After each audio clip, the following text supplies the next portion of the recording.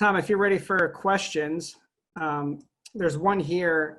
Aaron Carcamo, would you like to ask the question directly to Tom? I think you need to. Corinne, can you unmute Aaron? Yes, can you hear me? Yep, we can hear you. Great. Thanks for your insight on all your projects. I just wanted to say, can you describe sort of the differences you have noted when you present problem formation to different cultures around the world? Say it again, the problem formation? Yeah, when you problem formation, and you've talked about this notion of describing the problem before you even start talking about a solution. Right. So as you go and do many competitions for different cultures around the world, have you noticed any differences in how they perceive the way you present those issues, and what have you learned from them? Yes, huge. First of all, after we finished the New York, it was something we've been chatting about for maybe a decade, but it wasn't clear to us that in most cases, both architectural projects and definitely urban or quasi-urban projects, by the time the problem gets to you, it's complete. The major decisions have been made, and certainly at a political, cultural, social level. And you're left with decorating and not interested in that, could care less, right? Or if I do it for my own pleasure, right? And that's my kind of world, the design world. And it's the dilemma we're in as architects, and that look at Hudson Yards, there's nothing to do. There's facades. The social, the economic, the political, the urban has been decided. Horrible. It's disgusting, right? And we have a profession that can't speak up for itself and can't even have opinions about it, right? There's an article today on what's his name, on Related, on Steve Ross, if you want to look at it. It's in today's New York Times. And again, so many of our projects, and it's gotten, I think, more extended. I'm talking to my young people in the studio, and my notion is it's gotten more extreme in my close to 5 decades of working, and that when I was in Cincinnati, I got to do the work, and I presented it. It was my work, and I was treated like an architect that can solve problems, etc. I get work today. A client has to agree what it looks like. Come on. How can you possibly work like that? And they have no clue of architecture. I make a joke of a lot of clients. I ask them who Corbusier, if they're interested in more in Mies or Corbusier and Kahn, and of course they look at me blank. And then I said I just named Mickey Mantle and Babe Ruth, and right? And yet they want to make the decisions, right? And it's a tough position, right? And it's just where we are. It's just part of our culture. And again, we are in a very unique, it couldn't be a more unique time in history. It's funny, I was reading everything on John Lewis when he passed away a month ago. And I forgot how important that era was for me. And that one of his famous sayings was, "Get in the way." And I started that when I was 25 or 26. That was my idea. And that was definitely what SARC was about. And it was definitely what I wanted Amorphosis to be about: get in the way. Because there's an enormous stasis in this country. We've gone backwards, hopelessly backwards. And I have to say, working internationally, especially in China, is scary. The Chinese have their own issues, but in terms of promoting the culture urbanistically, culturally, socially, a different world. If you come back from Shenzhen or name your city or Beijing, they're building kilometers and kilometers of infrastructure. The project I'm showing you, the Unicorn project, the last one, there's, I don't know how many dozen of those things going on at one time, and they're all high tech. They're kind of modern in industry, right? The high tech stuff, and it's unbelievable the kind of amount of work that's happening, and their openness to ideas. Right, we're doing a huge conference center there now that's just about finished framing, and never do I have to talk about the design, budget, timing, all kinds of technical information, programming, on and on. But it's our work, And because of that, and this is not bragging, we're architects. That's what we do. We organize things. We make things coherent. We order things.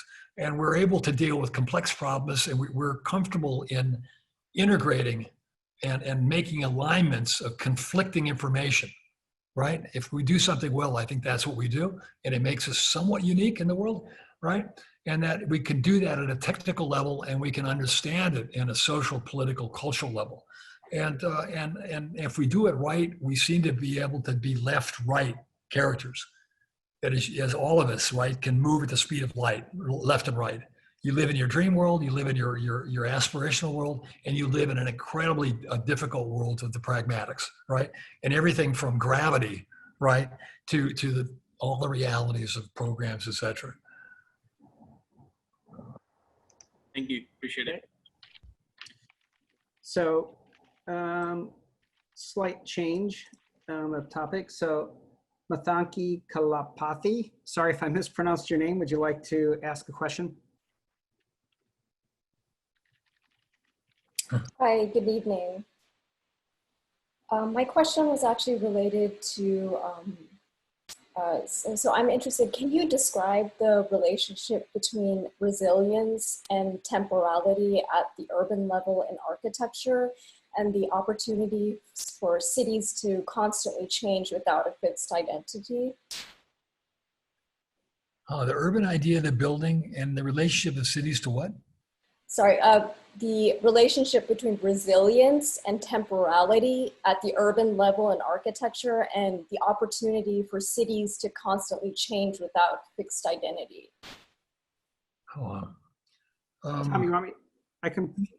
The urban environment we deal with is it's unknowable, and it's dynamic, and it's continually changing, and we accept that condition.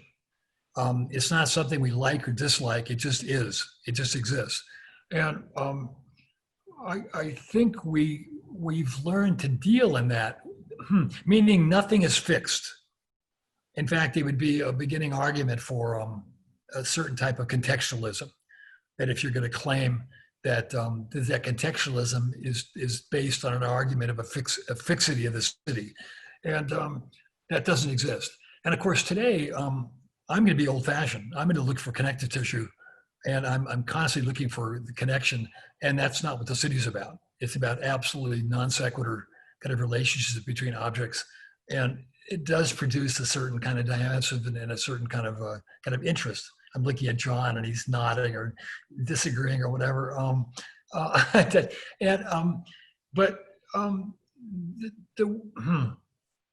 not sure there's an answer to the question. But as you do deal with the conditions as they exist at the time, and you try to project future possibilities, that the next person in line, if they choose, can make relationships to your work. Although, if I understand the question, there don't seem to be many people that are interested in engaging in connection. I can't name many architects that have any interest in that whatsoever. And young people, I had to look at some of the faces out there of people that are coming out of school recently. I would have said just about none, right? There just isn't that conversation today. But I would have said there's not too much conversation at the urban level today. Or architecture is being kind of a social art form. I would ask you back. I'm looking at Yeshu, right? You're right in the front of my screen. I'd ask young people today whether they even understand architecture as a social art form. My hunch in teaching, lecturing, et cetera, it wouldn't be close to 50%. Yesu, shake your head, yes or no. He agrees. Is it 25%? Yeah, still. Okay, I'm looking at one of my ex-students, and he claims it won't even be 25%. Again, I'm gonna turn the thing around again. It's gonna lead, I think, to a kind of a conversation of education and the nature of what we're interested in today in the academic world. And I'm going to sound very conservative in some ways, because I'm going to want to make connections to architecture as a social art form, and it'll have to do with all kinds of notions of relationships and connectivity. Which no one's arguing that my work, which has been talked about as idiosyncratic and design strong and all that, has been kind of the issue that I've faced. and it's the one I'm least interested in. Or there's a notion of, maybe I can answer it a different way. There's some relationship between provocation and obligation and connection and accessibility. Would that help? Well, Tom, can I ask you a question related then as an educator? It's Tony. Just as a follow-up to that, if many of the students you suggest when they come out don't view architecture as a social art form, what is it? And you're in the academic world, and you have these folks, you know, they're studying with you. What is the shift in the academy at this point in time that is taking place, because it's such a close link between the profession and the academy at this stage, right? So much of what happens in school often gets followed. I mean, I think at one point it was a reverse, right? The academy used to follow the profession to some degree, and now I think it's actually the opposite. So what is it that one is trying to do? What is the pedagogy of schools today? What is the curriculum, and what do you hope to teach? I don't have the answer, but I have another question of questions. I would have said it's my instinct that students are connected to reality, and their notion of reality is what it is. And I think it affects their own interests in terms of their ability to kind of invent or expand notions that they're interested in. Because I would have said, this is going to sound terrible, and it's a thing I talk about with people like Moss and people my age, that it seems like the recent group of students are much more passive. And again, we talk about it, and we came out of a kind of a particular time period where it wasn't even radical. It was just what it was. And so when John Lewis dies, I'm going, of course, I'm 19 years old. This was part of my life, and there were many, many John Lewises. And when he said, get in the way, that was just, yes, it made total sense. I'm 19, I'm interested in changing things, I'm headstrong. I think the world's fucked up like any 19-year-old, and I'm going to work. And it's not an intellectual activity. It's just absolutely kind of just common sense, just moving forward. And and it was based on resistance, and it was based on provocation and argument. And I would say that's not happening in the university today. It's very, very minimal.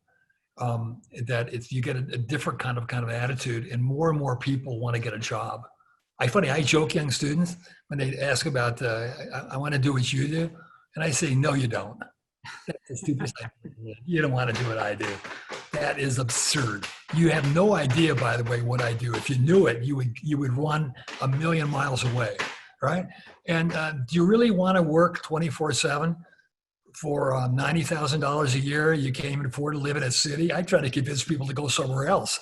If you don't love it, if you don't have an incredible passion for it, what a ridiculous profession. I could have done better being a postman up till 50 if I'm worried about an income, right? I mean, it was totally ridiculous. And I think it's even maybe more difficult today. We're in a tough kind of place. But again, I'm going to argue for kind of really pushing some sort of agenda. It seems like, by the way, there is a young generation now with the BLM. That's interesting that they found a place to push, and I'm cheering it on, going, it's your turn, and to make changes in this world, and they're changes that are necessary, if not absolutely demanded, right? And I think we need some of the same spirit in our architectural world, that we need, again, capture some of that that energy, right? That requires that will allow us some agency, and that will you'll find your own self, something you're going to be proud of, right? That you found a program you can support. Because I would have said that we're in a kind of an interesting place today. And by the way, none of this is negative. It's completely, I'm a person that's going to keep pushing for finding new kind of possibilities. But I'd say we're kind of an in-between place in our educational environment. The digital kind of filled a gap for 15 years, and we're kind of looking for a program. But it does seem that program is moving towards the urban. I started the Now Institute because I thought that the major opportunities of the 21st century, the most compelling problems will be urban infrastructure, et cetera. And I'm convinced that's still going to take place. At some point, it's just going to cave in terms of our existing kind of position at that level. And it does exist in certain places in the world, for sure. It is happening some places. And there are people. There are the Charles of all times and at Harvard, and there's the Alan Bergers at MIT. There are a group of extremely kind of dedicated, kind of urban people working at a very high level. But they're going to say the same thing I am. There ain't no client is the problem. There's no client within the government sector, and there's absolutely no client in the private sector. It's interesting. We do a lot of university work. We've learned not to talk about the urban because there's nobody interested in that argument. We're going to find a more pragmatic conversation, even in that environment, because nobody's interested. It's kind of our problem. And so we kind of have to stay quiet.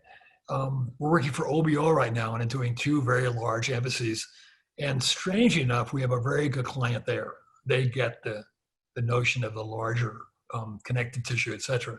But there's very few clients. And when Enfiner was with GSA, it was an unusual little moment where you had a single character that absolutely understood the sophistication of architecture, that it could only be understood through its networks, that you could only understand architecture through its broader connection to the various networks it operates in.